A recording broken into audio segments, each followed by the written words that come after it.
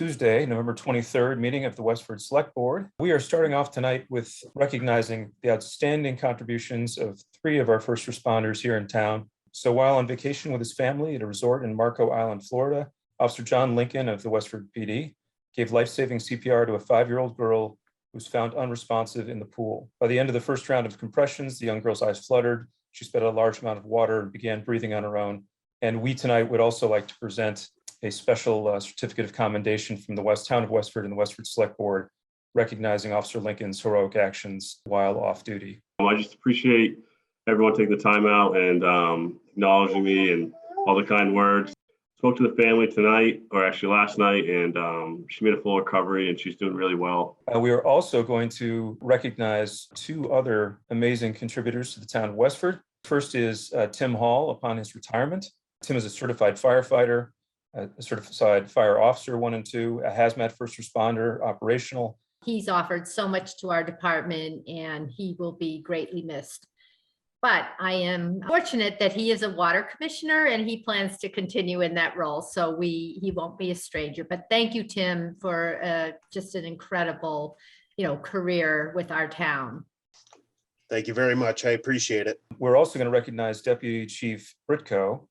I can't believe he's retiring. He became an auxiliary firefighter January 1st of 1979. Dan has just contributed an enormous number of ways over time, and we're very grateful for his service. We'll miss him, but wish him the very, very best in his retirement. I can't thank you enough for everything you've added to this department through the years, and I know you've been a great, right-hand person for the chief since 2015 when you were promoted. So thank you so much. No, I've been very fortunate, to have had a long and healthy career, what I think the best job in the world, and working here for the town of Westford. But, every good thing comes to an end, and I just hope that, I was able to make a positive impact. The consent agenda item, the request to approve the following. It's a street road closure. The event is the annual live nativity. Location is 10 Church Street to the Church Street Broadway Street intersection, Sunday, December 19th. And I will entertain a motion to approve. So moved. Second. Aye. Aye. And aye. We're going to hear an update from the Historical Commission on the recommendation for next steps, 12 North Main. I was on the task force, the 12 North Main Task Force, for years. So I am familiar with some of the details, and I got a litmus test, I guess, if you call it, of the general consensus from the board that wanted to preserve the building. It's broken down into two parts, I think, is the building and the grounds, I think, is the way we look at it. And the cleanup is, in our opinion, as a historic commission, separate from the building. And we feel that the town, unfortunately, the new owner, as being the town, has to take the responsibility of that cleanup no matter what. It's going to be a cost to it. It's not going to come out in the positive either. So the other part, the building, we had a couple of interested parties as the task force. And as you know, none of them could get a clear view of their project because they couldn't go in. And it was, as you saw, it's completely a mess. So as I mentioned in the letter, I think the best way forward is to allow the northeastern part to be taken down up to the tower, and then to utilize the funds that were positioned through CPC. So we did obtain $240,000 to be used towards the cleanup of the exterior portion of the property. So we hope to get that work underway. Based on our prior direction from the board, that was really our goal, to start getting the environmental cleanup addressed at the site. I guess I have a question of, so are we looking to move forward with preserving part of that building in addition to the accepting the grant for the external cleanup? Because Eric's memo was saying, we could potentially be looking at like $1 million for stabilizing or keeping some of that. And then I know that there are some other potential funds, if it's like ARPA or if it's like CPA money or something, but I want to understand, what are we really committing to tonight? My thought was that we might want to see how other pieces of funding would come together before we made a commitment. But I think we need to have a plan, because we open it up. There's a cost to getting a partial demolition. There's a cost to clean up what's in there. And then it's the unknown of what actually is in there and what that cost would be to clean up. So it seems like we don't have enough information to make a decision. But then I just want to make sure that, since we're talking about like the instability of the building itself and like safety hazards and stuff, that it's, at least while we're still doing the environmental cleanup, that the building itself is still secure and safe that nobody's going to be entering it. I just remember former reports where it's ready to collapse. And so I'm worried that that's going to happen while we're, taking care of the environmental piece.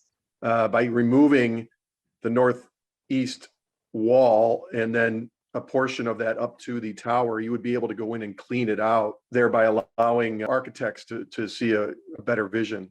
We're happy to report back at the next meeting if you want with an update. The building is secure.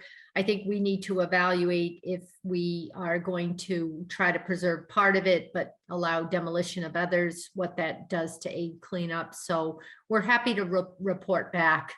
I discussed with the moderator and with the chair of the select board that we have concerns with COVID, and we feel like we probably want to think about delaying town meeting. I don't have a date, and it is something I want you to think about, but we are hoping that you will take a vote to delay town meeting to a date to be determined on December 14th. I think it's a good idea. Yeah, we're always struggling with the budget to get done before March town meeting. April buys you more time to get a good clean budget, especially now we're looking at federal money and how do we handle that. So I think the more time and space to work with, the better off the town is. I have to think, I guess, a little bit more about understanding the special election and the logistics and stuff behind that, but I would support delaying it.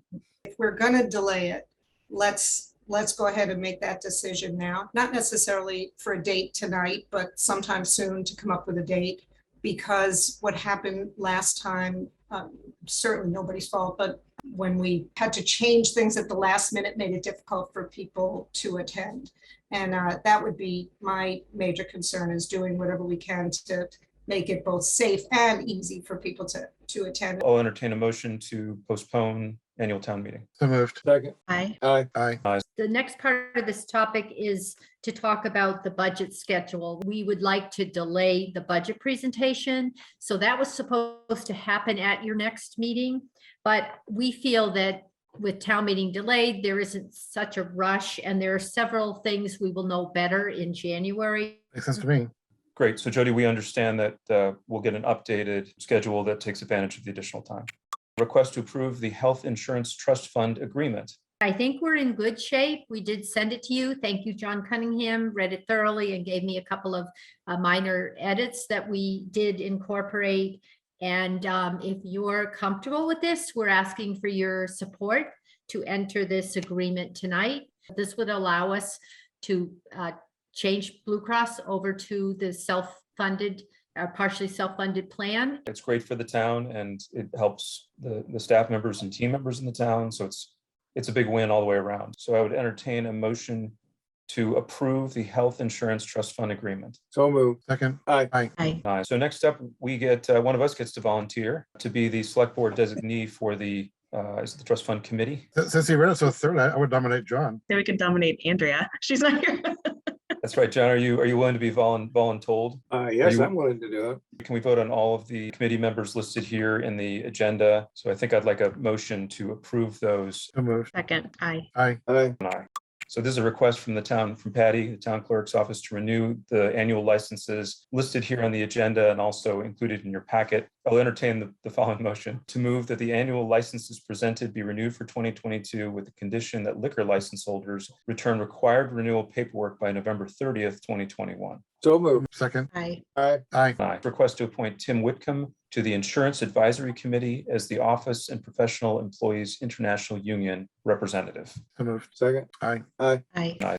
Any board reports or updates? I attended the retirement party for Beverly Woods and Jay Donovan, who are the two longstanding executive director and assistant director at NIMCOG. And anyways, I just wanted to say thank you to Beverly, who is a Westford resident, for all of her time there at NIMCOG. She's going to be a huge loss for sure. Town manager's report. Jody, take it away. I'd like to request approval of the following grants: Mass Development for a Brownfields Restoration Grant for the cleanup of the property located at 12 North Main, and Mass Department of Environmental Protection for Sustainable Materials Recovery Program Grant for small scale initiatives, and contracts New Quality Fence Corp for snow plowing for the 2021 to 2022 winter season. So moved. Second. Aye. Aye. Aye. So nice. Okay, our next move here, good viewers of Westford, is we're going to move into executive session to discuss executing potential settlement agreements with AmerisourceBergen, Cardinal Health, and McKesson, the distributors, and Janssen, Johnson & Johnson, J&J, relative to allocating opioid settlement funds as an open session may have a detrimental effect on the town's litigation position. Thank you for joining us.